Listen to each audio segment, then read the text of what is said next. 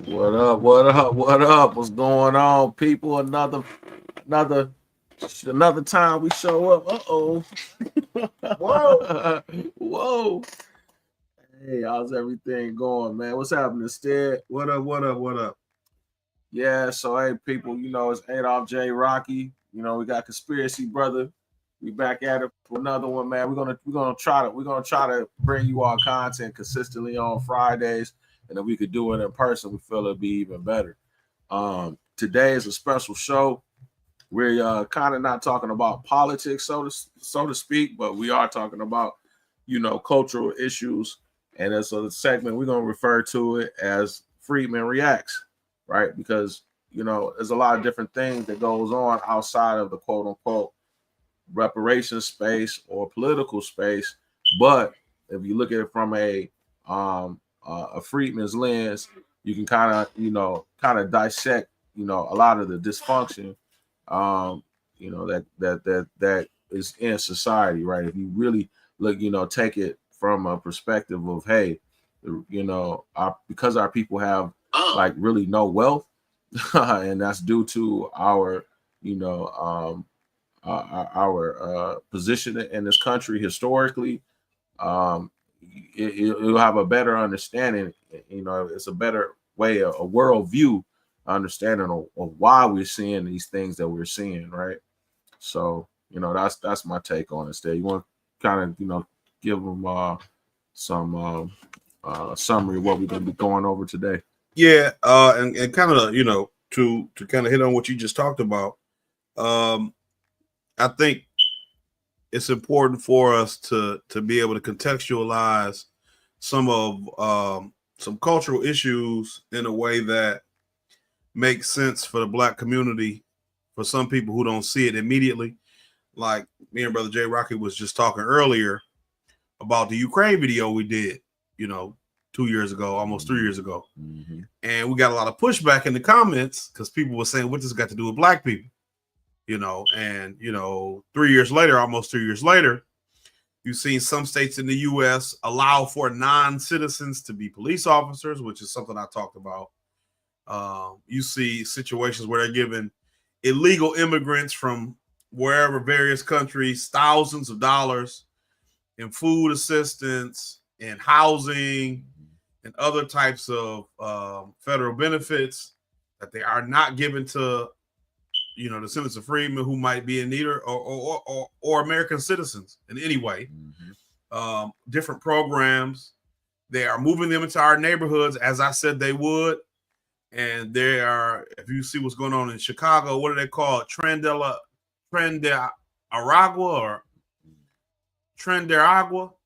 There's a Venezuelan gang in Chicago right now, and all the Black gangs, the Gangster Disciples, the Black Disciples, the Vice Lords, they like banding together to defend the block from these Venezuelan gangs who are trying to extort the Black citizens of Chicago, which is also something I said could happen as a result of these policies. Now, it hasn't been the Ukrainians, it has been the Venezuelans, but it's important for us to be able to understand that no matter what, if we may be wrong on small details, that overall the policies and the ramifications, having the opportunity to use a bit of foresight in whatever the context, it gives us the opportunity to make good decisions and plan for the future, maybe make a better plan next time.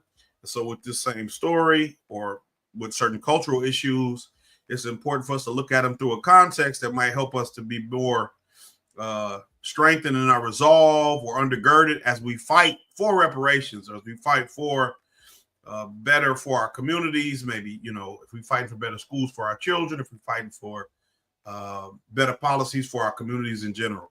And so we can go on. Today, as you can see from the title, is Freedmen Reacts, the Trophy Wife and Black Escapism. And I'm sure all of you know, it's got D joining this piece. D. Hey, peace. But reparations. I see that, I'm sure you all have seen the Trophy Wife. And, I've seen the Trophy Wife more than I probably would like to, if I'm being honest, just the whole story and everything about it. but I think it's important to kind of understand the dynamics of the trophy wife and what this whole the sprinkle because I was tempted to, we could kind of contemplated calling this like sprinkle something, or sprinkle meets reality or something, Black Girl Tragic, right? But the situation was still it's still developing. It's developing, and it's potentially still a tragic situation, right? That you don't want to trivialize. So we wanted to be, more considerate of the potential victims and the circumstances, and simultaneously recognize why things like this are happening. And this is also a story we talked about with that doctor. Remember that professor when he talked about Kamala, more black women. Black men should allow black women to marry white men so they can achieve their fullest potential. We talked about that. We had that whole about 2 or 3 episodes where we dealt with, the dynamics of marriage in America and racial politics. And so this is another, aspect of that escapism, right? Right. Case in point. Where you think you're going to marry out, even if it's to a black man, where you think you're going to marry out of what it means to be a black person in America. A freedman, yeah. So yeah, exactly. You want to pull up the screen share? Yeah, sure. Okay. We got the screen share of so before we go on, so before we allow it to play, there's a quick synopsis of the scenario. So what's going viral is that a woman who goes by the name of Isis, she has a YouTube channel where she teaches other women how to basically practice hypergamy. Hypergamy is the hypergamy is the act of marrying up and above your social class, right? Primarily is focused on women. I guess men can also be hypergamous. It doesn't necessarily have to be a gender-based thing, but generally when it's talked about is usually in context to a woman becoming hypergamous, right? And she there's another lady who inspired her to go on this journey, her name is Shira 7, right? And she has this, she kind of reminds me of the one comedian that used to be like Shucky Ducky Quack Quack, right? Oh, yeah, like she'll make a statement or something, and he'd be like Chucky Ducky Quack Quack, you know what I'm saying? So her thing is sprinkle. So after her advice, don't date any brusties. If you have to go 50-50, that's dusty behavior. Sprinkle. This is just kind of a thing. So it's called sprinkle, and it actually was a reaction to that by men just kind of reversing the roles of some of these crazy statements. And it was drizzle, you know what I mean? So it's all part of these gender war dynamics that goes on primarily in the black spaces, right? On YouTube, Instagram, TikTok. So this woman, in essence, she had this channel, from my understanding, for a year and a half or so, where she basically is vlogging her life as a quote unquote kept woman, right?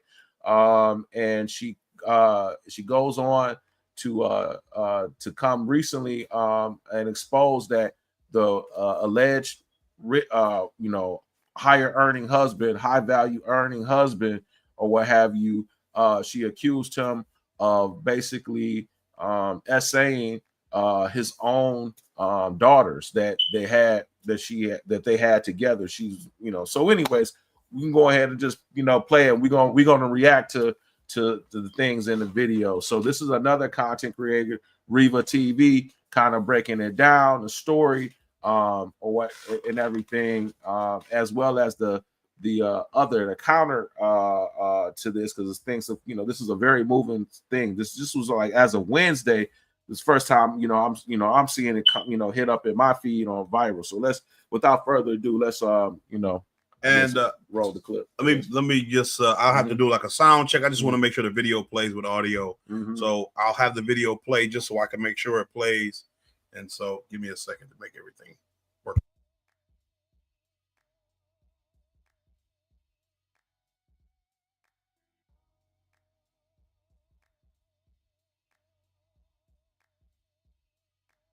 come across Shira 7 on YouTube, and she completely changed my life.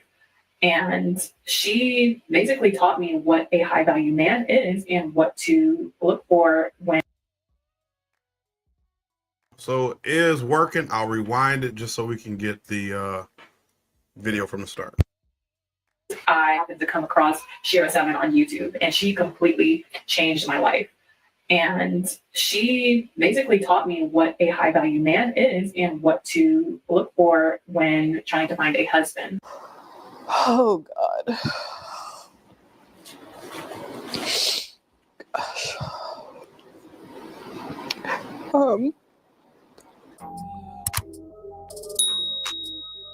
What's up, guys?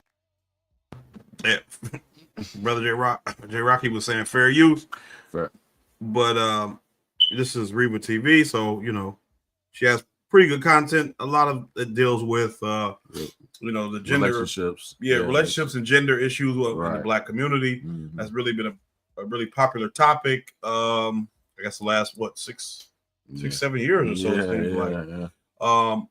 Also very popular on Twitter. I don't have Twitter. I haven't had Twitter in some years. So very popular on Twitter. But we want to shout out to the content creator. So you can also find the full video on her page. Guys, it's your girl Riva, and I'm back again with another video. Listen, I have been sent this video on my Instagram multiple times of people wanting my reaction to this entire situation. So apparently this woman went by the name of the new trophy wife or the trophy wife, and she basically was a living, breathing example of all of, Sprinkle's ladies' teachings. I happened to come across Shira 7 on YouTube, and she completely changed my life. And she basically taught me what a high value man is and what to look for when trying to find a husband. Why is everyone spiraling over YouTube banning ad blockers? Like, chill guys, just use Pi. It's a free Chrome extension that's actually... I think that many women don't know how to identify what a successful man actually looks like. All right, ladies, let's talk about 5 signs you're dating a Dusty. And apparently things ended up taking a turn. So what I'm going to do is I'm going to press play. I have not watched this video at all. Like, I have not seen any parts of this video. I'm going to press play and we're going to watch it together. And I'm going to give you guys my full thoughts, my opinions, my feelings, my reaction to this entire situation. I just want to kind of pause every so often, for the sake of fair use, just so we're not just streaming her content. Yeah. Straight up. But it's important to see. Skip around. Yeah, it's important to see how she's talking, right? Oh, you're dating a Dusty and all this stuff. This is the way that the conversation has been steered within our community. And when you look at the condition our community is in as a whole, we cannot afford to be divided up amongst ourselves in this way. We need to have a solid, as solid as we can of a cohesiveness between men and women within our community in order for us to have the kind of progress and change, fight for reparations, that we're looking for, any kind of outreach. We need a cohesiveness. And so this kind of disunity within our community, and I mean, I've been wanting to do a show about looking at, feminism, the roots of like third wave feminism, looking at Gloria Steinem and that whole, that picture she took with that lady, Dorothy, I forget her name, but she's actually Gabourey Sidibe's like great aunt or aunt. Who was that? Precious, the actress Precious. Yeah. You know that picture, Gloria Steinem, where she's with that lady, Dorothy, I forget her last name, but like they both doing like Black Power. Yeah. The black lady is Gabourey Sidibe's aunt, but Gloria Steinem actually was a CIA. Right. She worked for the CIA. Right. And she tried to lie about it for a real long time. Right. But they use these white women, and you can see all through different admissions. It was actually a female member of Congress from Michigan who admitted that they put white women into the Civil Rights Act. Right. So that black women wouldn't have a leg up on white women. That was actually her words. Right. So and black men as well, right? Right. At every turn,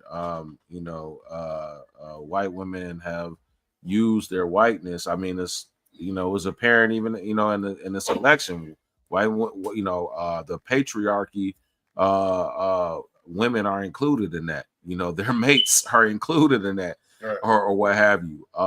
You know, shortly after, I mean, a lot of the suffrage act had to deal with a lot of racism, right? Because it was like, okay, black men got the right to vote before white women did. And they publicly were admonishing white men for that and saying, you know, listen, we need to get the right to vote because, you know what I'm saying? We could be used, our numbers could be used in conjunction with yours against black men. And so this whole, you know, even when you translate that to this conversation, where black men and women are divided, and especially along the lines of economic lines, right? Like it's kind of like, you know, I'm trying to give a good analogy of when, you know, it would be like being mad at a lion for killing a gazelle, right? You know what I mean? You know, it's like that's in his nature, you know, or some sort of scenario where, or being mad at a child, right? You know that you lock him up in his room and then you know, don't allow them to use the bathroom, and then when they urinate on themselves, and then, you know, hey, why did you urinate on yourself? You're nasty. You know what I'm saying? Like this. So this country has specifically have robbed black men, you know what I mean, and black women in general, black people, period, or freedmen, period, but specifically freedmen men, right? Of having the abilities and the means to, you know, have their own economy, at every turn, you know, have any agency at every turn, and then only for later on, you know, later on down the road, you know, women of this lineage to be like, well, you know, you're not a man because you don't earn this type of this, or you don't have this, like, you know, it'll be trying to like judge, you know, somebody who's, you know, that has been kept from reading, right? So we've been purposely locked out of these markets. We've been locked out of what it is to be an American fully and truthfully, right? And at every given turn, or when we finally are allowed to compete, it's like the race theory, you know what I'm saying? You know, or analogy. We're so far behind, you know what I'm saying? There's no way that we can catch up realistically. Hence, that's why we say, honestly, reparations is the only true way to get out of this, because it's you know, you may have onesie twosies that are, you know, Hussein Bolts that could make up the speed, or for whatever miraculous thing, they just push them ahead to, you know, closer to the finish line, not by their own will, because they were just chosen to do so. But you know, this financial situation that we're all in, of this lineage, then to fault them for that, and criticize them for that, or use that as a weapon against them for that, is quite insidious at the end of the day. But a lot of people don't even know, you know, don't even have the numbers to know, you know what I'm saying, where we are economically, and so on and so forth. And we're using these, like, you know, these post-industrial economic framework to try to, you know, shame people into, you know, or judge, shall I say, well, you know, if you're not earning $100 grand or more, then, you know, you're not a high value person, or, you know what I mean? If you can't pay 100% of the way, you know, then you're not, you know, that's not something I want, or whatever the case may be. That's not, you know, you're less desirable, or what have you. When you look at the statistics and you look at, you know, less than 10% of all people, regardless of race, gender, makes over six figures, you know what I'm saying, in this country. You know what I mean? The average salary is, you know, for white Americans, black, irregardless, is 50 something thousand. You know what I mean? We've had there's been a depressed income has been depressed since the 70s. You know what I mean? Versus, you know, inflation. All of the money, 90% of stocks are owned by the top 1 or 10% of Americans. Nobody has wealth like that. You look in this this whole idea of, you know, getting rid of rich man's, you know, or wealthy man so you can, you know, live the kept life is super unrealistic. And especially if you put it in a black male context, is even worse. But it's just off. Go ahead. Yeah, and if, you know, can they see us or yeah, they can see us. You got to see that. Okay. Yeah, they I can just didn't know if see they got us. Okay. Yeah, it's really divorced from reality because, you know, when you sit and you think about the historical relationship of black people to this country, black women have always worked, you know, and so when you hear or you see black women, especially like post this election, you see black women, oh, our rights are being rolled back and whatever, and it's like you have no historical context that you viewing this country through and your relationship to it. Black women have always worked.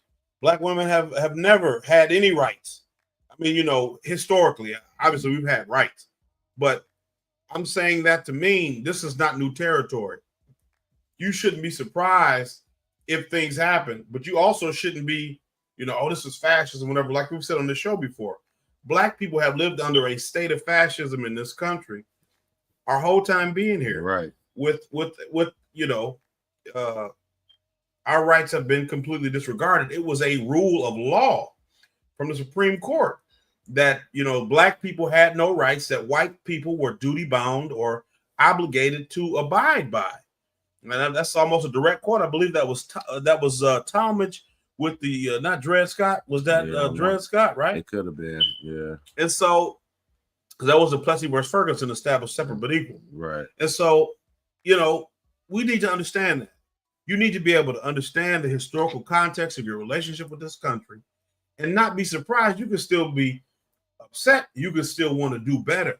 But the way people have behaved is just so, to me, unnecessary, and it's unsettling because what it shows is that you have, like I said, no historical grounding or foundation with how things operate.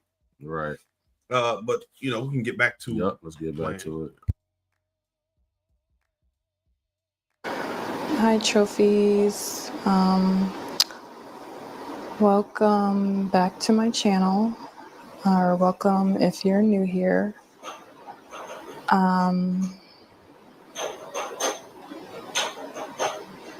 If you hear any noise in the background, that's the new baby. A lot has happened since the last time that I recorded. I think the last time you guys saw me, I was in my second trimester, and yeah, I think I did post an update in the community section when the baby was born. And I said that I would be back soon. And that was a few months ago now. Okay, we're going to try to fast forward and see if we can find when she kind of gets into the story of what happened.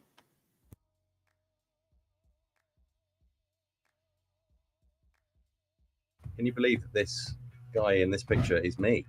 I didn't realize how bad my hair loss was until I've seen the transformation. It's like sad to even say like I could get past some of these things. I don't even know where to start. 6 weeks ago, I was changing my daughter, my 4-year-old daughter, and I noticed that when I changed her, she was red and very sensitive.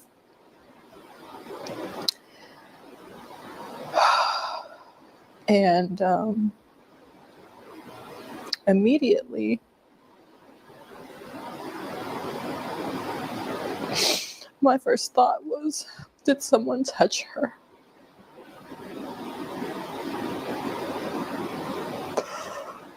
Oh God. Gosh.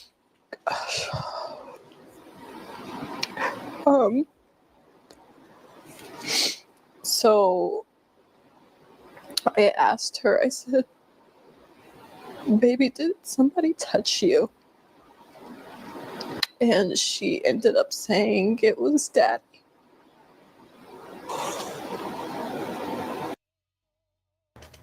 Okay, so another just jump into, just enough to get some more context. She, the trophy wife, married a guy that was like 20 years older than she was. Maybe we should play that video. That kind of goes, the Aberrant Preach one, because the reaction, the first one, the update, because it kind of goes more into. So yeah, kind of goes more into it, and it's faster. Okay. But they have 3 children together. I'm not for sure what the sex of the last baby was, but she had 2 children prior to the marriage. And they subsequently had she had 2 boys. I believe it was with the same man. Not for sure. They got married within, a very short period of time. I want to say less than 2 weeks. Or once it was discussed. The update. Yeah, the update, and then scan it. Yeah, that's when she talks about the story about how they met. Yep. Maybe right there. Go ahead. Let me share. So I'll share this tab. I got to check the audio again to make sure that we can hear it, and then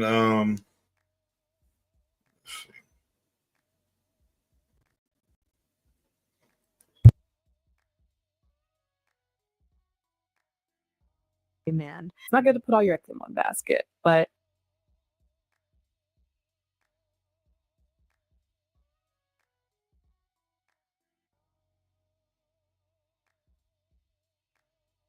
we had a great first date, and I think he ended up asking me to be his girlfriend on the first date. I'll rewind it a little bit. That's cliche. Just from our first date, it just felt natural. I felt like enough age gap for me to vibe with. I think the second person that I matched with was the man that I'm married to now, my husband. My husband and I had. Yes, social, truly.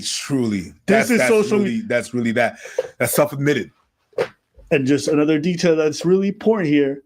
She was with the father of her kids from 17 till about 24, did one Christmas by herself and said, I'm changing everything. I'm done. Okay, let's keep watching. So I ended up taking my sister's advice and signing up for eHarmony. And I think the second person that I matched with was the man that I'm married to now, my husband. My husband and I have a 20-year age gap. You've got potential for a new career. You know it, we know it. Earn a Google Career Certificate to get the skills to get you there. With Google. And if the more you and he was not the first older man that I dated. I actually dated someone like 10 years older than. So that's important to understand. She said there's a 20-year age gap. Now, I've seen this clip so far, but her first child she had when she was 17. Mm-hmm. We don't know if her second child is with the same person, but I think she was like 19 or 20 with the second child. First child is 17. So it's only a 2-year age gap between the first two. It's like, okay. And she chose to have a second child, she said in this video. And then she met her husband, as Aberrant Preach said before he wound it. She met her husband. She was about 24. He was 44. 20-year age gap. A lot of people have told me not very mature for my age. So someone 10 years older than me just wasn't a big enough age gap for me to vibe with. Did she say someone 10 years my age wasn't enough of an age gap for me to vibe with? So she needed someone much older, according to herself. Hey, now the funny, crazy thing is, like, me and my wife, we literally have a 10-year age gap. You know what I'm saying? But that's wild to say, you know what I mean? Like, you're seeking out somebody older than 10 years. Well, I mean, Yeah, and it's a lot. And as we go through some of the analysis and other videos, but what's her mentor, her video Shira mentor? 7. Yeah, Shira 7. That's her tactic, which would make sense though, and in all actuality, because a man's earning potential is at the highest in his 50s to 60s, right? If this was your goal, is to look for a person that is going to be able to foot the bill, that's probably the person you're going to ultimately need to get with. Someone that's 24 is not going to, on average, irregardless, unless they're like really wealthy, have wealthy parents, right? And are connected, or they're some sort of athlete or entertainer, you know what I mean? You're someone at the age 24 starting out is not going to be able to freaking, fund a whole lifestyle.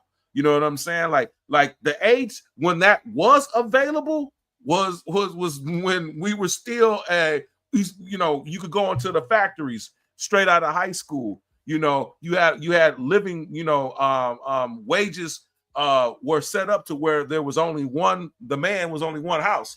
You know what I mean? It was only one income, right? And it was enough, the economy, things were more affordable, things weren't as high as they are, the dollar had more earning power.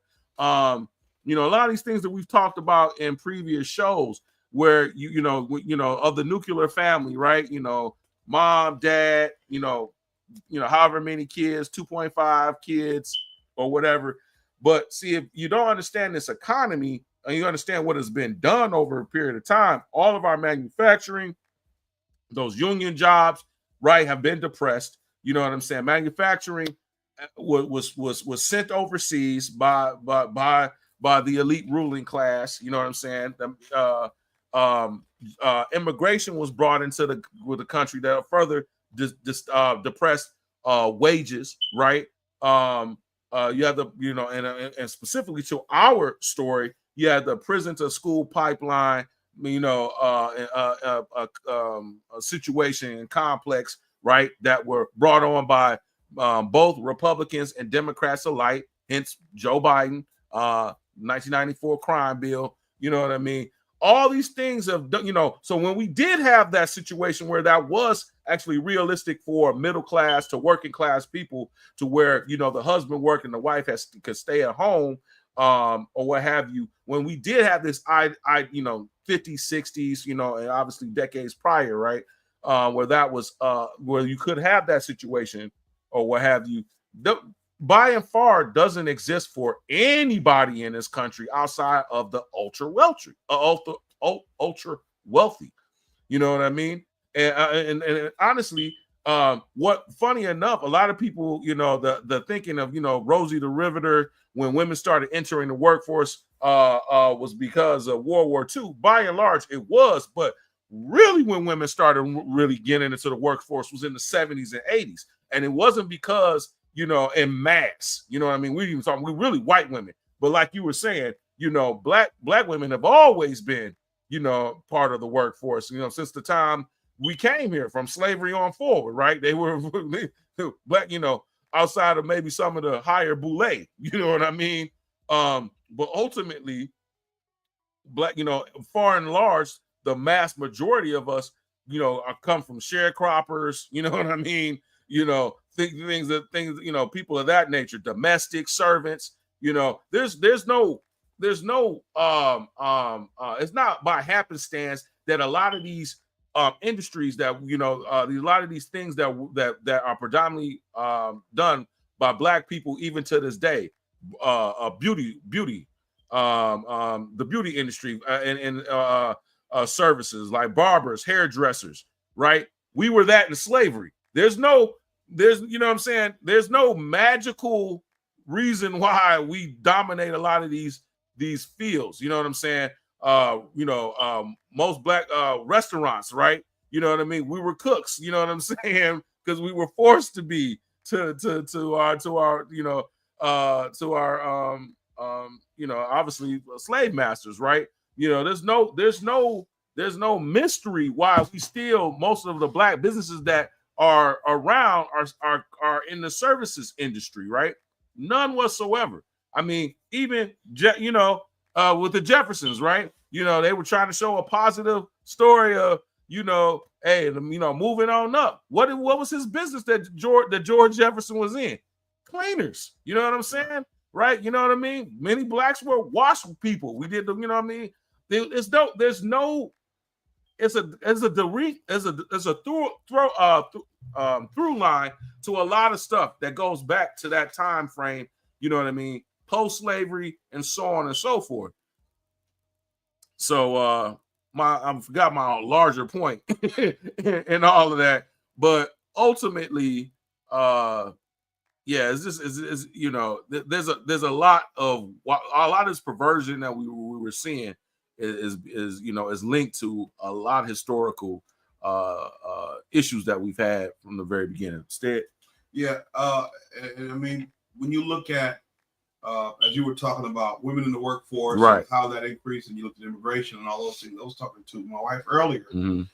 When you have a situation where you create a desire among women. I was actually watching a video of Elizabeth Warren from 2000. Mm. She was discussing her book, The Two-Income Trap, where she was talking about how when you have a two-income household, what tends to happen is you upgrade your lifestyle until it becomes a two-income lifestyle. So where at one point in time, as you were saying, a family lived on a 52 check or whatever, 26 check a year household, they upgrade to a 104 check or 52 check a year household. And they gotta buy the newest cars, they gotta buy the biggest house, they gotta have the nicest vacations or throw the nicest parties. And so eventually the lifestyle becomes such a burden that two incomes is a mandate upon a family. And so that drives up the cost of living, right? When you want to move to the suburbs and you want to send your kids to a private school, that drives up the cost of private schools. That drives up the cost of housing. That drives up the cost of foods. Right, supply and demand. And the elites and the wealthy understand that, on top of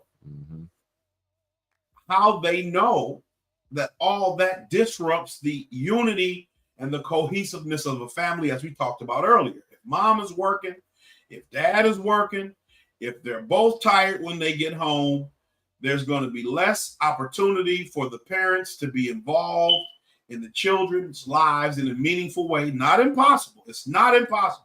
But it becomes difficult because now you got two tired parents. Whereas in a traditional situation, you may only have the one. Right.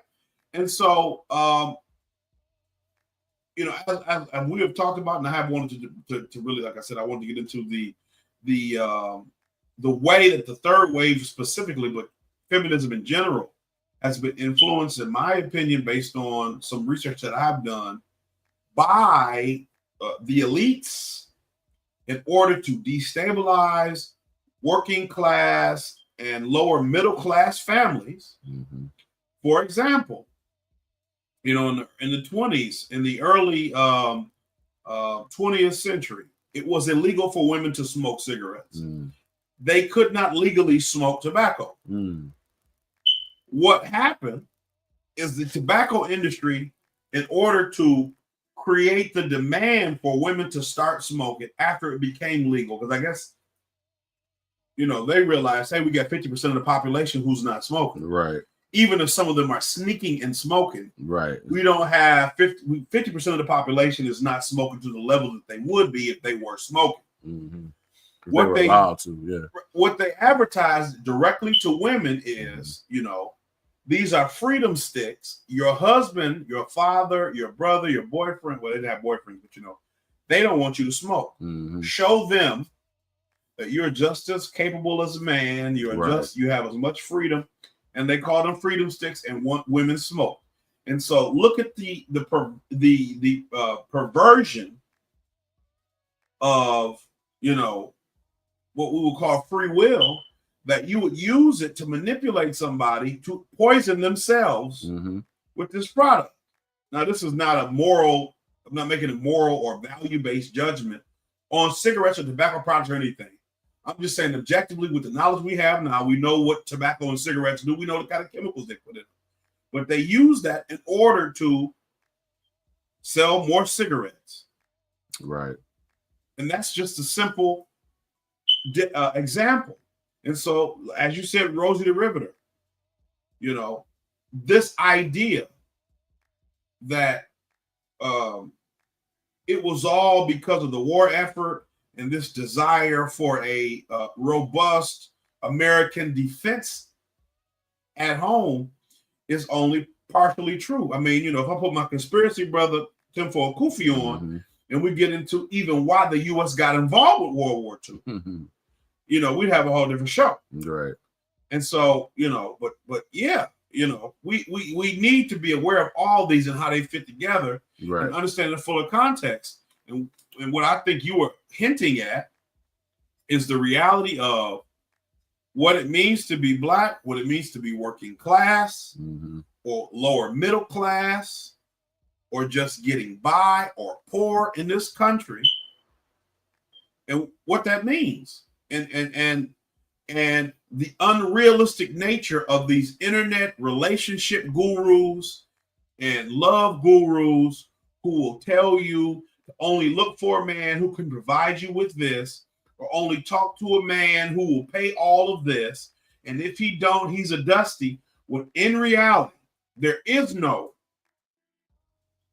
and I say there is no, obviously there are some, but the vast majority of people in this country, right, are working poor. Right. Whether we have degrees or not, whether we have graduate degrees or not, you know, whether we live very, you know, grandiose and ostentatious lifestyles, or whether we live frugally and penny pinch and budget and save, we're all struggling to get by in various ways and shapes and forms. But the internet and all these different illusions that you can put online give the opportunity for people to portray themselves in any way that they want to, you know? Right. So I think that's the bigger point you were trying to make. Yeah. Oh, you know, yeah. Also, I kind of remember a good bit back to it, talking about the 70s. So yeah, a lot of women entered the workforce more so in the 70s and 80s, and that was to help out the household, right? Wasn't really to be quote unquote independent, but it was to help their husbands. And because, you know, basically the, you know, things that were costing more, wages stagnated, you know what I mean? You needed women to come into you needed women to help, you know. Now you had to have your wife to help you, because the man by himself couldn't, because, you know what I'm saying, all of the things, you know, that would allow him to do so were being depressed. And then when you have more workers on the you know, in the market for employment, then now you could suppress wages as well. You know what I mean? So where you would have had like a limited amount of, you know, people to do, there were certain jobs that, like, you know, for instance, being in a bank teller, you know what I'm saying? That was a man's job. Women, you know what I mean? Like, you know, there were certain occupations that were only done by men, but over time, you know, when women started entering the force, you know, the workforce or what have you, now they're doing, you know, doing clerical jobs. They're doing different other type jobs or what have you. Now you could pay them less. You know what I mean? You could pay less for that worker, right? Because now there's more demand for a job than there was supply of jobs, right? And then also the deindustrialization of America, so on and so forth. So, you know, there's a lot of reasons why we are at the place where we are now economically, you know, as a general, and then also for Freedmen is even more specific. And you know, they say, hey, if America catches the cold, right, Black people catch the flu. You know what I mean? Because we've always had a vicarious situation in this country. But go ahead and we can continue on. You needed that. So when I met my husband, I knew right away almost, and people say that, but it was definitely true. I know it sounds cliche. Just from our first date, it just felt natural. I felt like I just had known this person already. It was so comfortable. I think we both were kind of just dating different people at the time, and it's not good to put all your eggs in one basket. But we had a great first date, and I think he ended up asking me to be his girlfriend on the first date, and I said I would think about it. Then I had gotten into a serious relationship with somebody, and I ended up falling for the girlfriend trap. But that guy had really been investing a lot into me and doing a lot for me, so I kind of felt like I had to agree to be his girlfriend because he asked me multiple times, and I finally agreed. I could tell that he was really just putting up with my kids. He didn't really embrace them.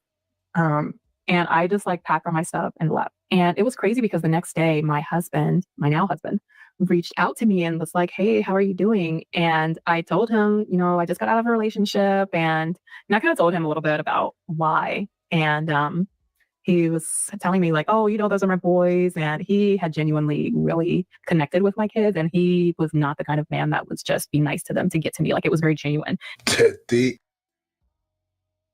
So, just to listen to the way it's a wild story. Right. Look at the way she's bouncing around relationships. You have 2 kids, right?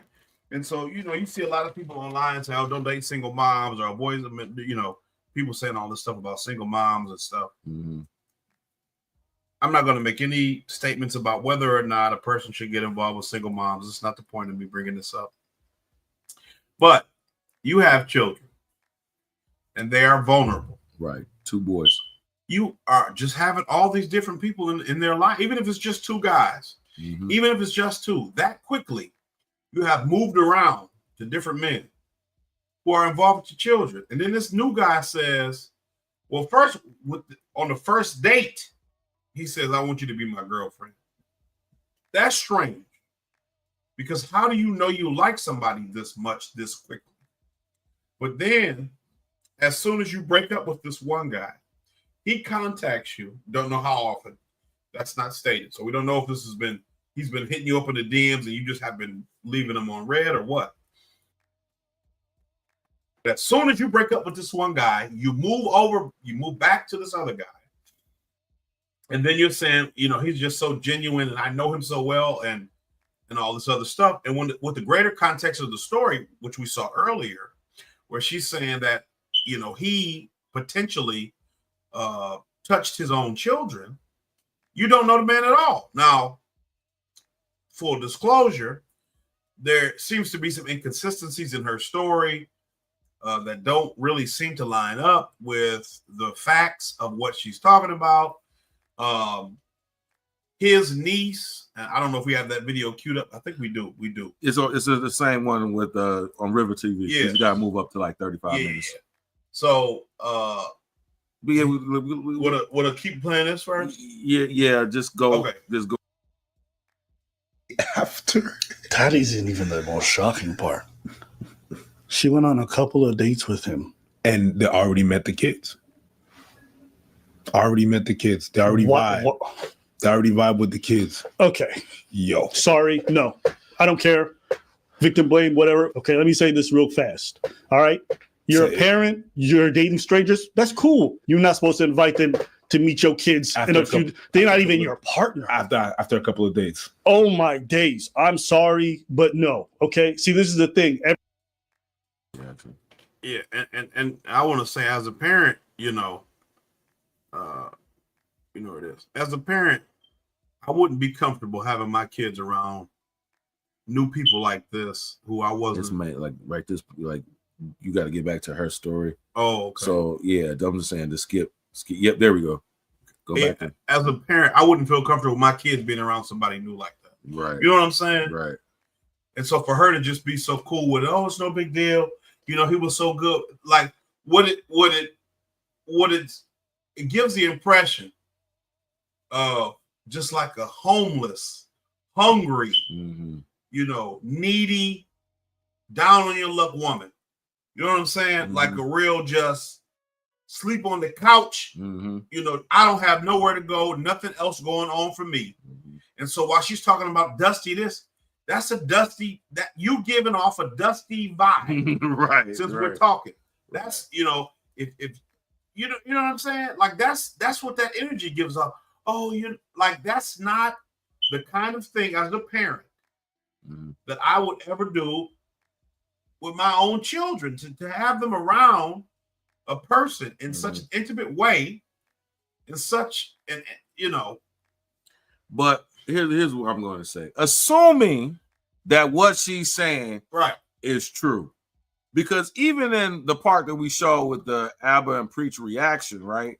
Because the way she's telling the story, it doesn't even make sense, because she's saying that, okay, they went on a date, and then, you know, he asked her to be her boyfriend on the first date. Which was weird for a grown man to say. Right. Anyway. You know, we talk about 40 years old. 44 years old. You know what I'm saying? 20-year-old to be a girlfriend? On the first date. And then second, but hold on. But then she stated that she was seeing multiple people. Then, you know what I mean? And then, you know, then she, you know, got into the girlfriend trap, right? Again, making herself out to be a victim. I mean, a girlfriend trap. Either you're going to be a girlfriend or not. And then now she's living with him, right? And then as soon as that ends, right? According to her, we just following the beats of her story. As soon as that ends, then, you know, her husband, you know, will be her husband, right? Just so happened to hit her up. And then now she's on this side. Now, what thing, and when she brings up the fact that, you know, she's leaving the last guy because he didn't vibe, or, you know what I mean, he didn't fully accept. She didn't go into any details about that. Give us an example. You know what I mean? We just supposed to, you know what I mean? This is how I know when people, everybody, you know, remember last video what you said to me? That kind of person I had dated was he really embraced the fact that I had man. Picture this. You have Never mind. So she didn't give any details. She just stated some just bland, you know, statement, right? You know, he just wasn't. I think he was only accepting the boys because he wanted to get to me. She didn't give an example, nothing whatsoever. She didn't say what specific thing or anything. Then also shady in the story. Okay, then all of a sudden when she, you know what I'm saying, the husband, would-be husband, right, contacts her. He claims that those boys are his. So that, but she never stated that. How, you know what I mean? So Apple just automatically assumed that, well, if that was the case, then he must have met her kids after this first date. But she doesn't explain that. Right. You know, so he's making an assumption. He's filling in for her the part that she actually left out. And this is how I know, like, I don't trust this lady's story. This is what people who lie, that's what they do. They leave out information, you know, it's choppy, you know what I mean? Half truth, half lies, right? You know, there's no specificity in the story. It doesn't make sense. There's time gaps, there's jumps, you know what I mean? This is how you know when somebody is something skeptical. You have to be skeptical about what they're actually saying, because like I said, you get all confused because it's, you know, when you have to make something up, you just make it up. You know, when there's something that's like, hey, well, somebody can tell you, hey, this happened on this, you know, point 1, 2, 3. Maybe they may forget something, but like crucial things, because the way she presented the story was that they went on the date and then she didn't hear from them really. They weren't in any type of contact. She didn't say that he met her kids or not. Apple's just assuming that. Right. You know what I'm saying? He was like, oh, those are my boys. Well, how would he, you know, he's just making a logical conclusion, but she never stated that, right? And again, and at what point did he meet her boys? Before she got with the boyfriend? And the last boyfriend? And so there's really not a good way to look at this situation, right, and say it makes sense. Because if he met the boy sooner, before, earlier, and then you started dating a new guy, that's still weird that you introduced your kids to this man. Right. So that's multiple men. You would think at this point, if you was dating 2 dudes, at minimum 2 dudes, and they seeing you with 2 guys, you know what I'm saying? Like, what? And if they met somehow within close proximity to you breaking up with the old guy, or the new old guy, right, and getting with the old guy, then that's still weird, because you had too quickly of contact between 2 different guys. And the way she said, oh, you know, that's a very needy way to talk, because you think that's endearing for somebody to want to take care of your children. You know what I'm saying? Me and my wife talk about it all the time. if my kids weren't my kids, I wouldn't be here. Because sometimes I want to hang them. Right. I want to hang them on a shower hook in the bathroom and leave them there. You know what I'm saying? Right. Because they're a headache, and kids are a headache, and they're not special. I was the same way. I know. I see in them some of the stuff I used to do as a kid. I know it. Right. So some of the stuff that they do, I know I used to do it. And so I know it's a punishment. It's a cosmic punishment on me for all the people that I annoyed and jumped on and whatever. But that don't change the fact that if they weren't my kids, if they didn't look like me and act like me, and it was just some lady I was interested in talking to, who I didn't love, who I wasn't married to, but just a lady I wanted to get to know, and her 3 kids. And every time I saw her, I had to see them, and they was jumping around and hanging around and on me. Couldn't handle it. I just couldn't. You see what I'm saying? And so for her to have the expectation that it's normal for a man, again, I'm not even saying that he's guilty of anything. I'm just saying on the face of it, the expectation that you think that a man would want to willingly just take on your children along with you is a lot. And you should be more guarded and protective of your children, because ultimately, apparently, you're their only parent that is involved in their lives. And she actually hints on that the father wasn't involved at all. So you're the only one you're the only active parent in their life. They don't have another support system. Again, allegedly, because again, it's alleged. I don't believe anything this woman says. Well, I swear to God, I don't believe any. And you have to also understand, I've gone through this personally, you know what I'm saying? And not being accused of touching no kid, but I've gone, you know what I mean? But I've gone through in previous relationships, women lying on me, you know what I mean? Like I said, telling half truths, blah, blah, blah, because just to make themselves look better in the situation. Who's to say? Why did she leave the father? They were together for 7 years. She didn't go into that detail, right?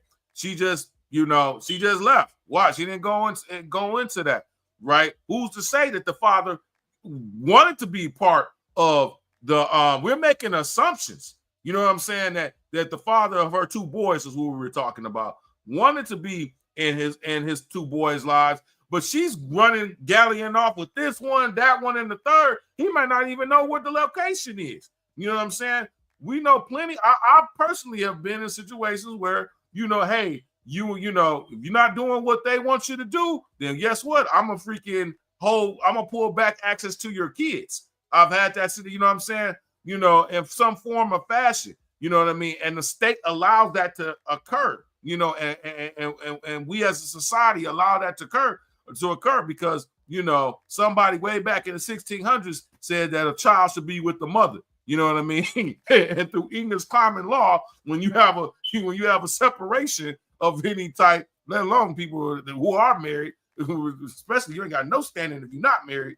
You know what I mean? The child is placed with the mother automatically. You know what I'm saying? So like, who's to say? You know what I mean? But like, who's to say? But that's my position on it. It's too many gaps. It's a lot of not a lot of specificity in her story. You know what I mean? And there's a lot of things that don't make any sense. And also the pure fact. Now, this part, obviously, she's using this and selling herself to sell a dream to, I guess, her subscribers who she called trophies, right? But she's trying to get some sort of notoriety. I don't know. She's trying to flip that into some commercial success from it. But it's obvious a person that loves attention, and that but okay, that's one thing. But to expose this and put this story out that your husband, right? Even if it is 100% true that your husband was, essaying his own children. She didn't make the claim that he did anything to her 2 older boys, but to his own children, right? His daughters. Okay. is beyond crazy. It's beyond like, why would for clicks and for a GoFundMe? You know what I'm saying? Like that's something that you would expose. You know what I mean? Like I said, even if it's completely 100% true, you're seeing the blowback that she's getting. You know what I'm saying? By saying, "Hey, look, based on the stuff that she gave, the story that she gave about him." You know what I mean? Like it doesn't make any sense, man, at all. And to me, it smells of somebody. When I saw this, I said, "This is the Brick Lady."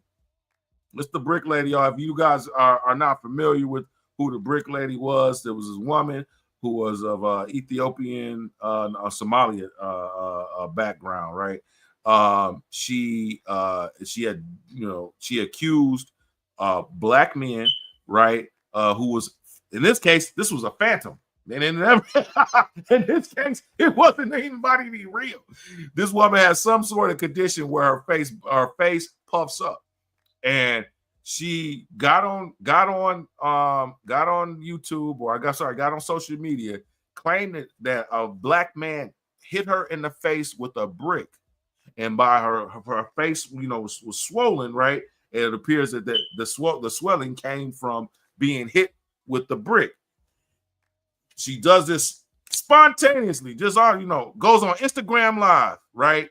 And then accused the men of the standbyers, right, outside of the club, that they saw this occur and that they didn't do anything to stop him from doing so, right? Mm-hmm. And the man in the video said, "What? Who? Where was it? What were you talking about?" Come to find out, raised a bunch of money, you know what I'm saying? Started the whole, we hate black men, black men are this and that, are violent, so on and so forth. Now, mind you, when somebody gets hit with a brick, how do you have the wherewithal to even get on Instagram? This is where I'm saying, this is where I make these conclusions. It came to make a long story short. It came that this lady has some condition that where her face puffs up like this.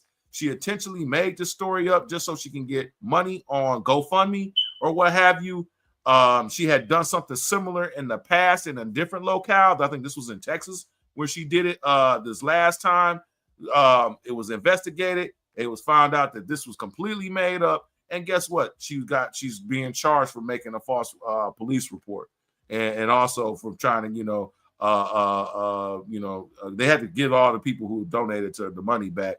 But basically for her, trying to raise money on a false thing, right? Which is kind of like some sort of theft charge, I guess, in a way, to make things simple or what have you. This to me reeks of the same type of thing, right? Who would go onto the internet, with something as heinous as this, right? To again, to air out their dirty laundry, you know what I mean? Who would do that, unless it was someone like it was, again, somebody who craves attention, you know what I mean? That, and of course you got to, make this type of stuff up, to make the story juicy and to get the sympathy of the people, to get the money. Go ahead, Stead. I think we've covered enough of this, at least. But you want to go to the one with his niece? Yeah, we go, which is the first one, River TV. Well, so and then it's at the 35 mark. It's at the 35 mark. And so what I wanted to say, since you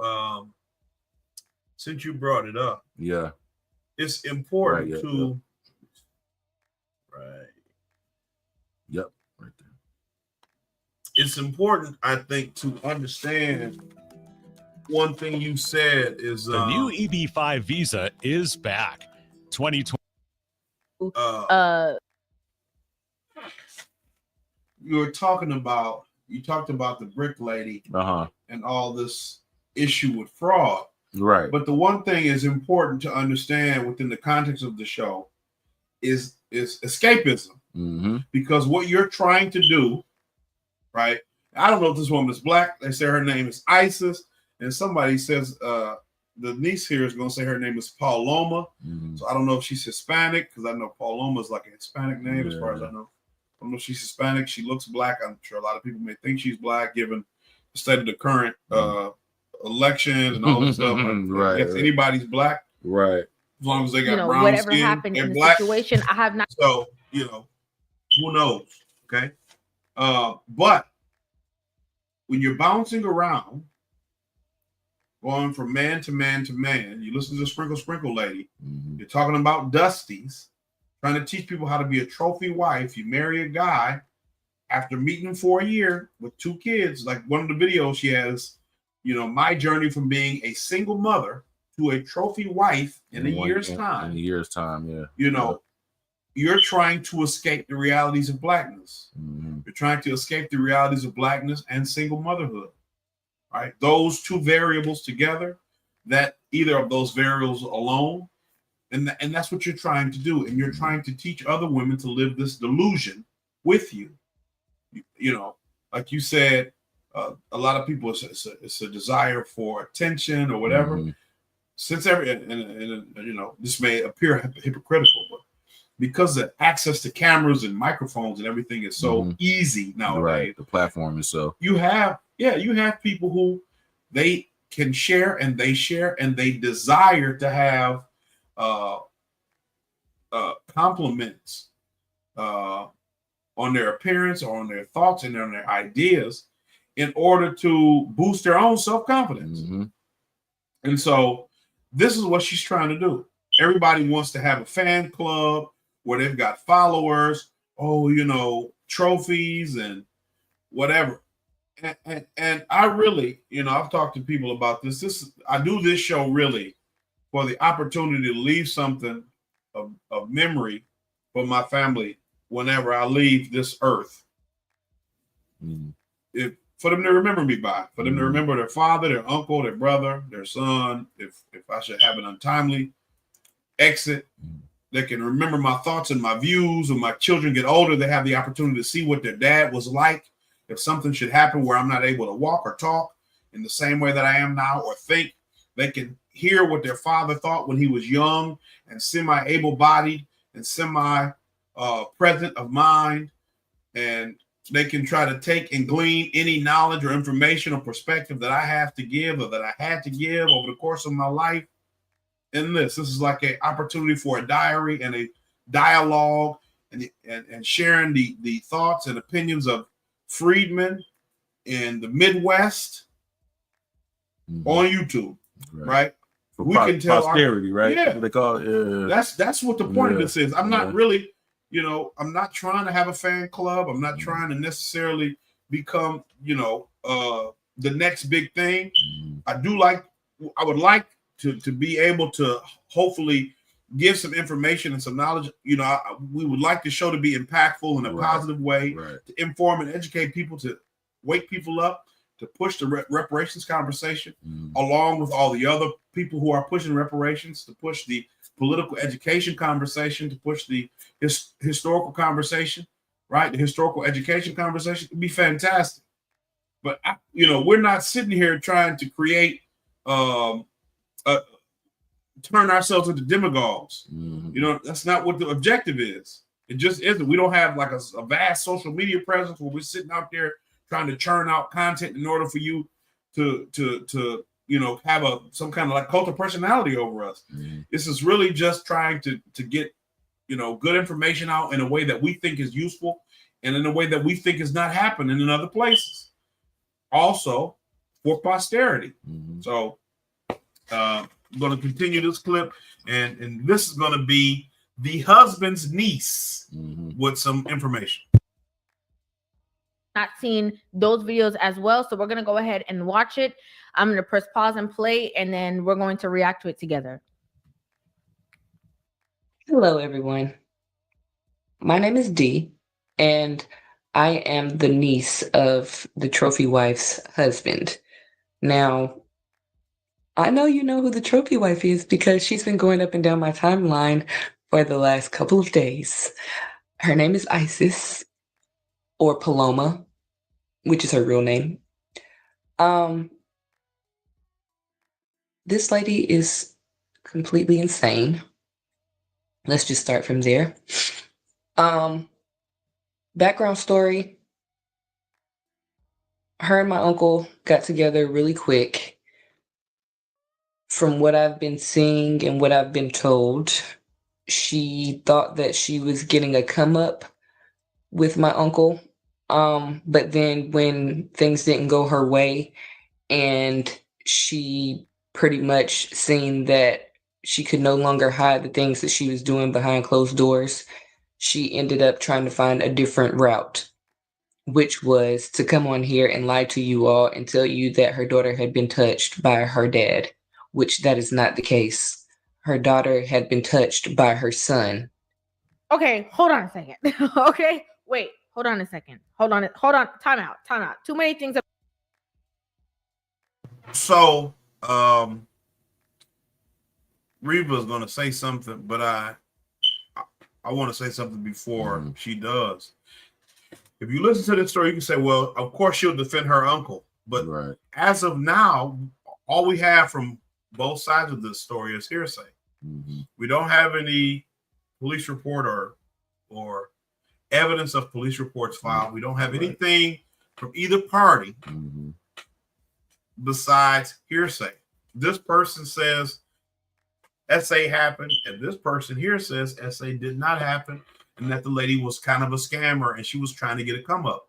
And if anything, signs more so point to that being the case than not. Now they could both be true. You could be a scammer and your child could have been SA. That's also possible. Not discounting that. But when we're looking at credibility, the scammer has no credibility. And if it appears, and like I said, it appears that you're the scammer because you bounced around from man to man to man, your words, not mine, and you've exposed your children to these different men in these different ways. You said, oh, I felt like I'd known my husband for so long. And then you come and say he's a monster and didn't say it in the video we watched, right? But she said her husband committed SA against her 4 times within the first month of their marriage or dating or something. And think about this. Again, this is why it doesn't make a lot of sense. You made a whole, so if that occurred within the first first few months of their marriage, then you put on this, if that's, let's say that's true. We're gonna just go by her word, that's true.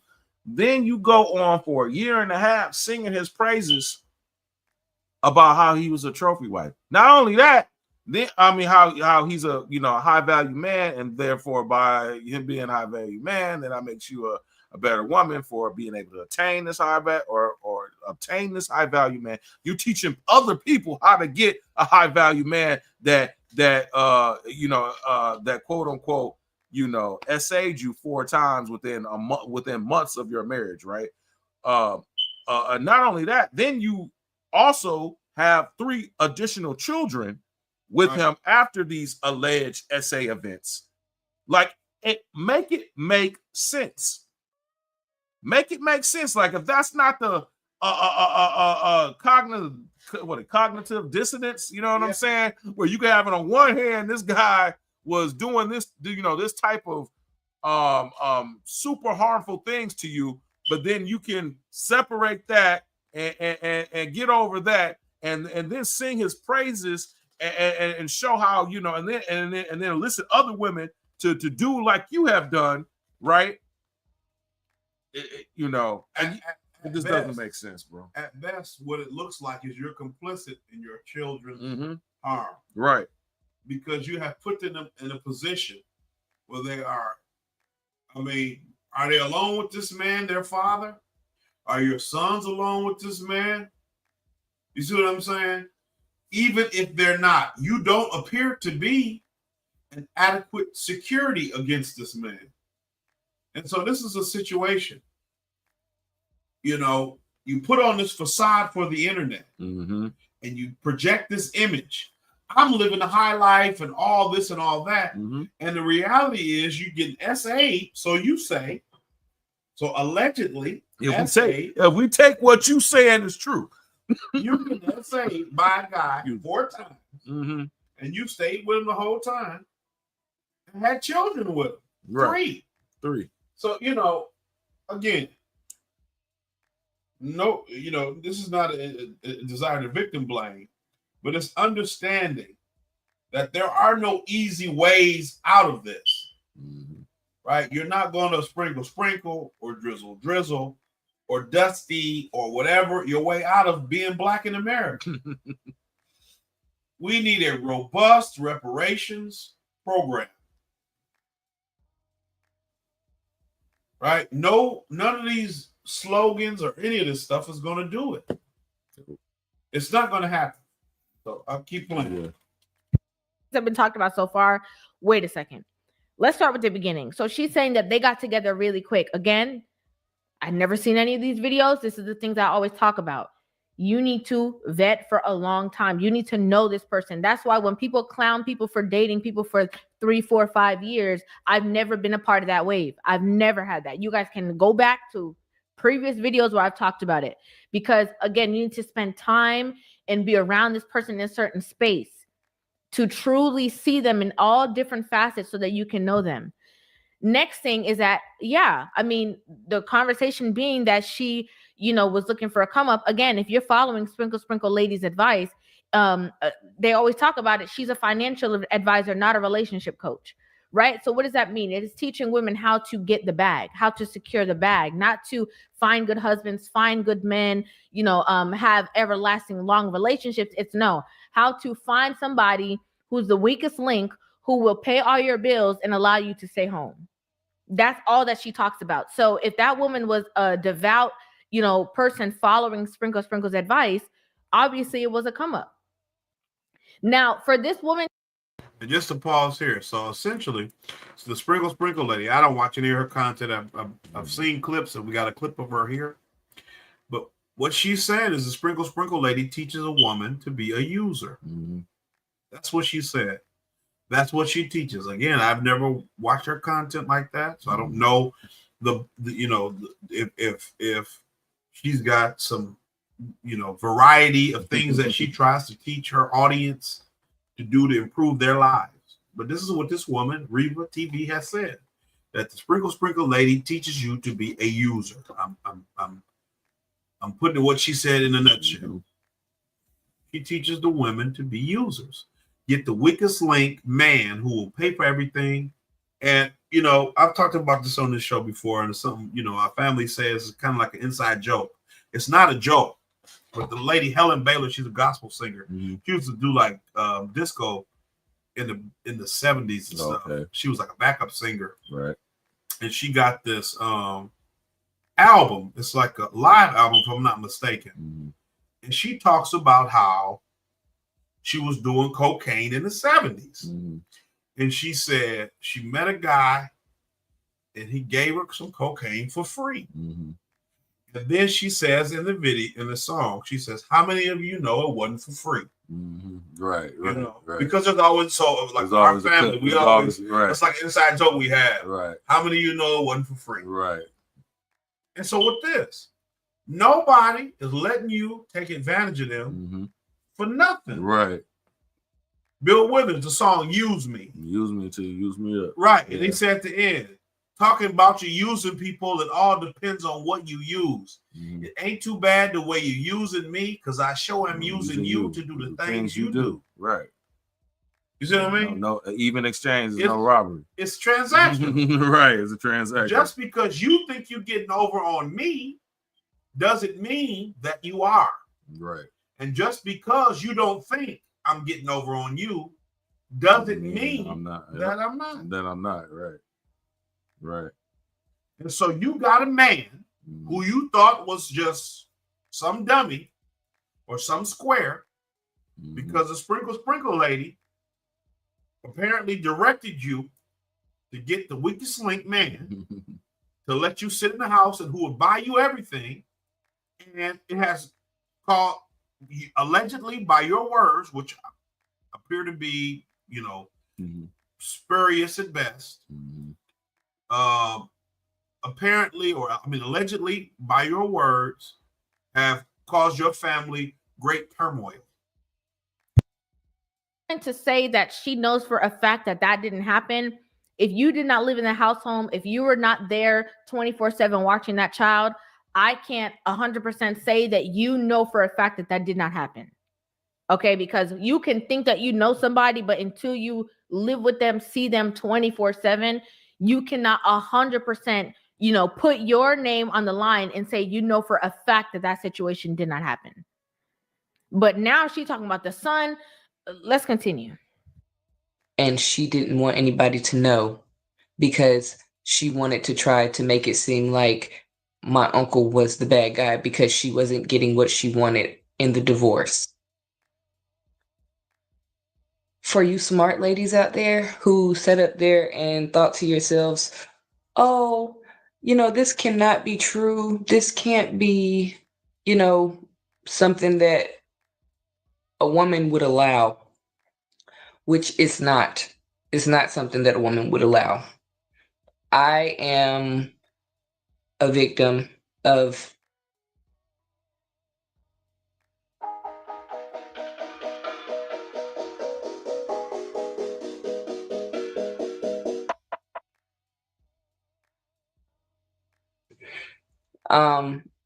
and I don't appreciate one bit of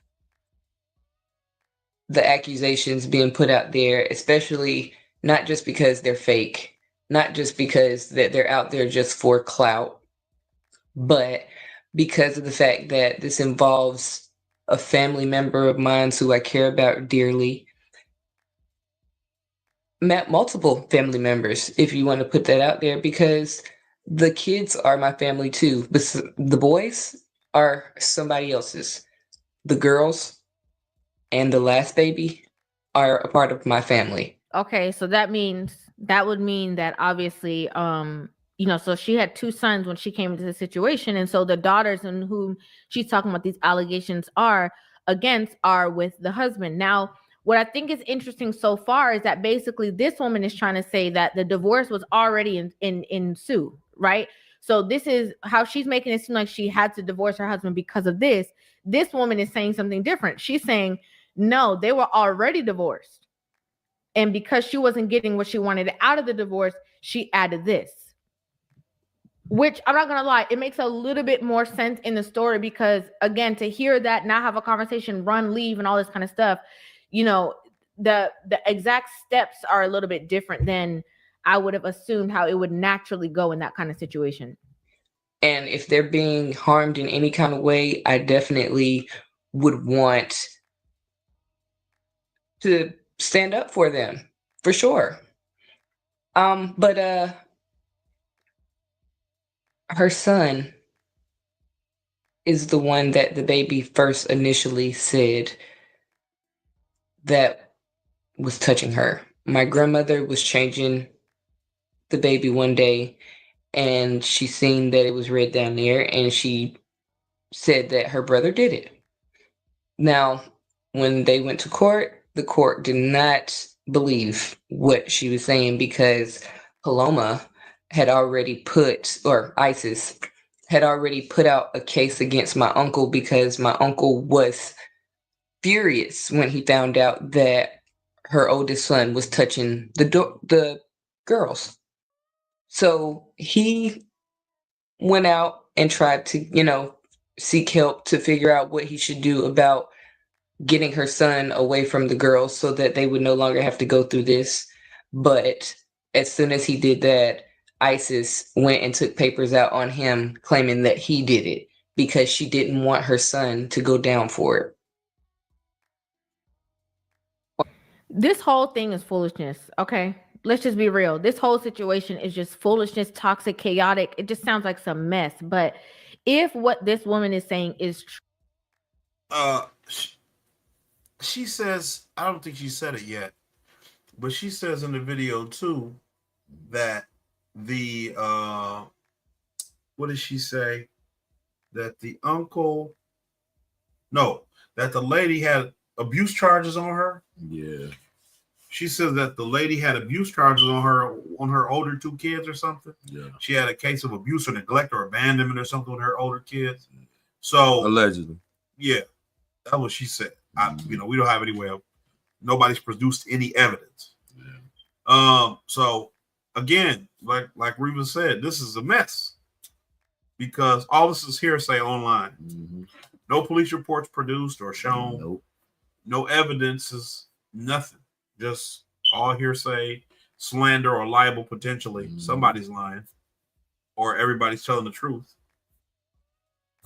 Hey, on that note, stay. I'm gonna get off camera. Okay. I wanted to show. You're gonna let him finish it out. Well, I wanted to show this because I wanted to show the sprinkle lady. Yeah. Let's do that real quick. Because I wanted to, and then we could just cut. Yeah. Because I wanted everybody to see her actually kind of. So they're saying some of the heat is starting to come back on her, and she's trying to basically walk it back and say like it ain't her fault. Just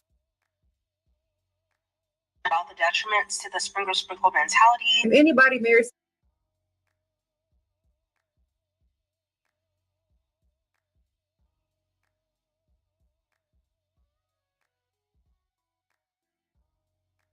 all the detriments to the sprinkle mentality. If anybody marries somebody after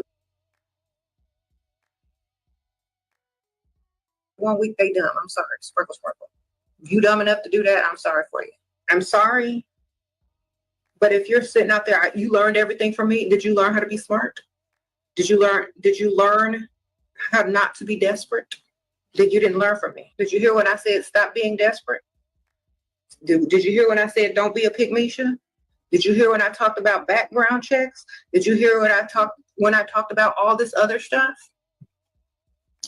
About not dealing with men if you have kids until they're old and grown enough to speak for themselves and be in school and whatnot. Did you not hear when I said all of that? Don't blame me. I tell people all the time, don't say my name if you are desperate and being pygmisha. Don't claim me.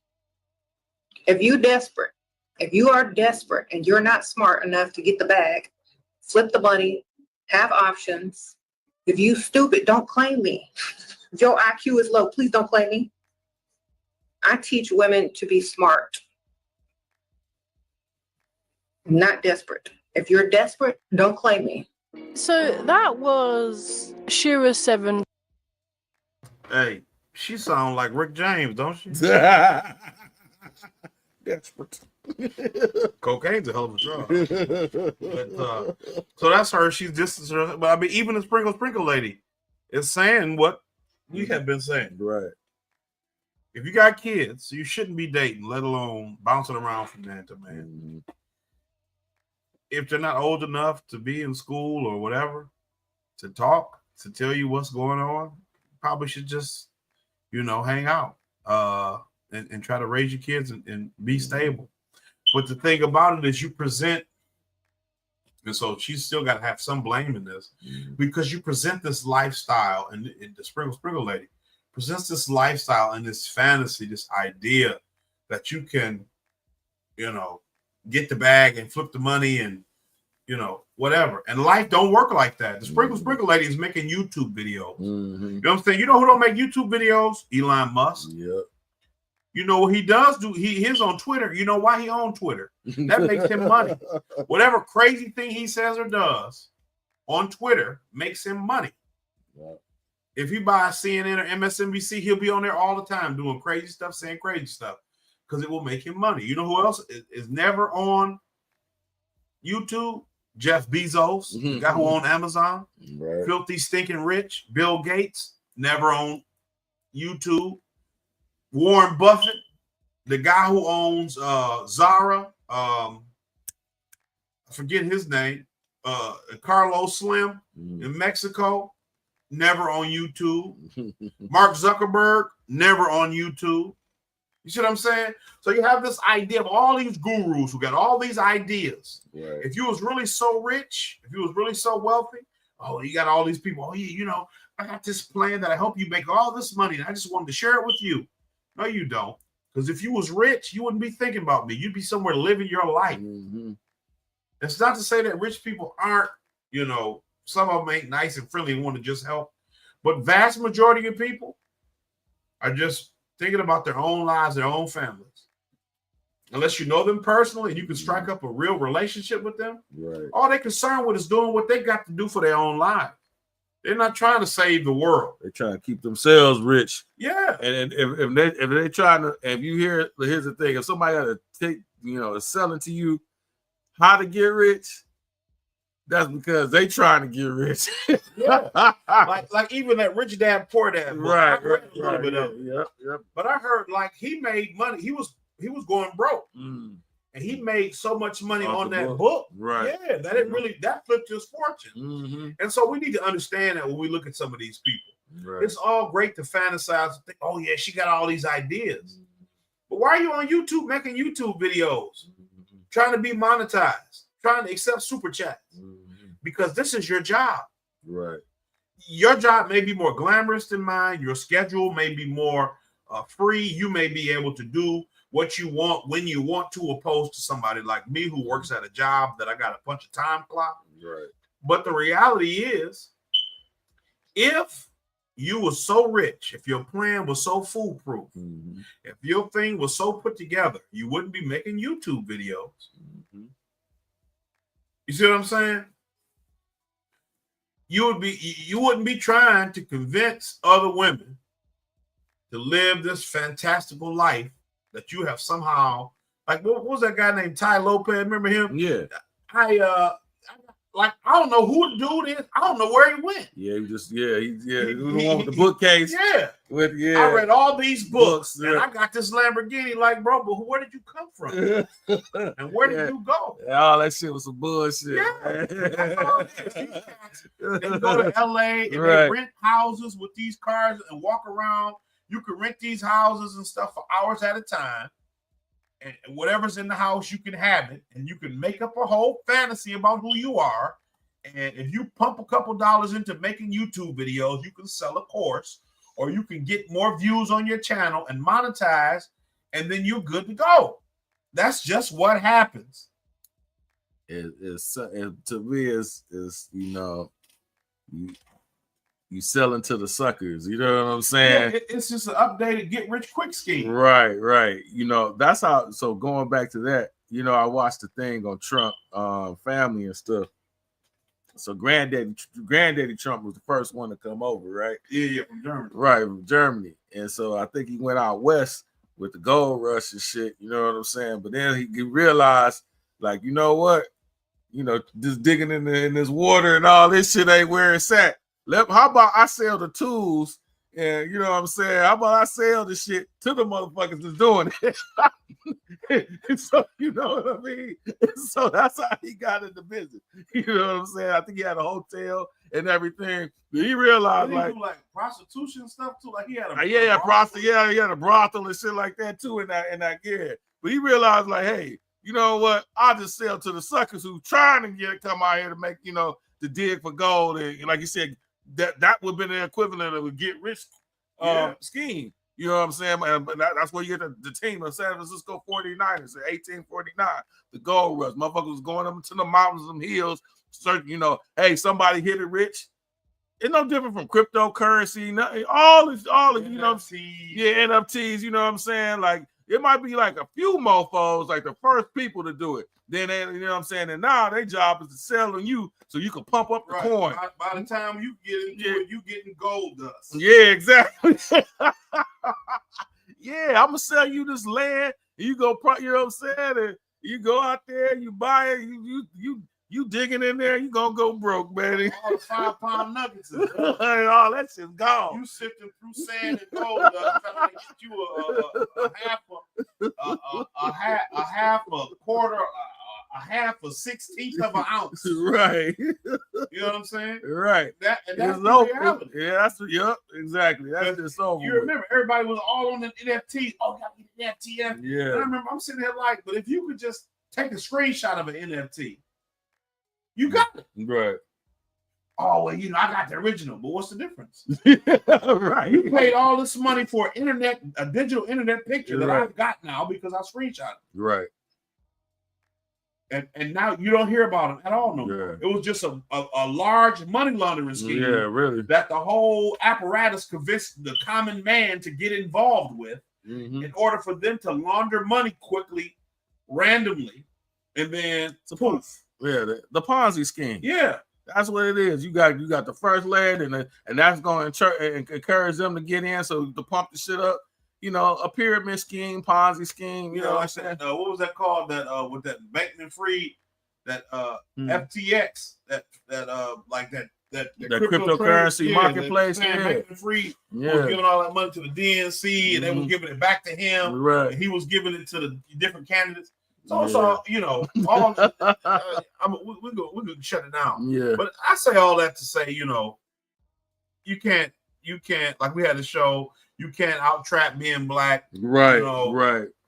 We had a Black Girl Tragic. With Kamala Harris before, when the guy was talking about black women should marry white men in order to escape blackness. Can't do any of that. You need reparations. You need a. It's gonna take political organizing. You know what I'm saying? You know, like we have talked about, and it would be cool. Maybe one of these days we got a debate. But you look at the situation with Israel, right? Why, if it was just about hard work and determination, how come during the Nazi regime in Germany there were no Jewish presidents or no Jewish candidates running against Hitler for president? How come no Jewish people said, "Hey, I got a better idea and I oppose you," and they didn't stand up and just overthrow the Nazis by sheer force of will? Because the apparatus was set up to make sure that did not happen. It's no different than here. Right. When it comes to us over here in this country, they try to act like it's all about self-determination. Right. And all these people are just so rugged individualists, and they've got so much hard work and bootstrapperism, and we just lack all that. But when you look at countries throughout the world where people have been targeted specifically and oppressed, you find the same or similar patterns of progress and stagnation as you do within the black community in America. Exactly the same, right? It is only through a tailored, specific program of redress that you can find success that you're looking for, that you need in order for your for any type of progress to actually be made. That's the only way for it to happen. You know what I'm saying? Well-wishing, bootstrapism, none of that, all that sloganeering and all, none of that works. It's all a lie. It's all a lie. Right. Then still, I think we can give our, our closings. So, well, I'll let you get the closing out. Man, I concur with everything. I think I can't say it any more elegant than what you just stated. I'm glad that we did this. We're probably going to try to, keep this up, you know what I'm saying? Hopefully going into 2025 or whatever, have something, new to say, to react to or whatever. It's just great to look at things from a more nuanced point of view and lens, and, and really get that good education out there. But as I always say, when I'm with the fellas, we have no permanent friends, we have no permanent enemies, we only have permanent interests. And hopefully, we've laid out the argument of why reparations is not something that is an option, but it's in my opinion, without it, we are going to further digress in this country. I really don't see a way out, to be honest with you, especially with the further generations. I mean, I just really don't. But peace and reparations from Adolph J. Rocky. Yeah, and I want to second that again. I'm in concurrence.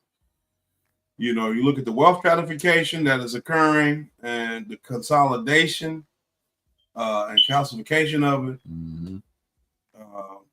They just said the average age of home buyers in 2024 was 56.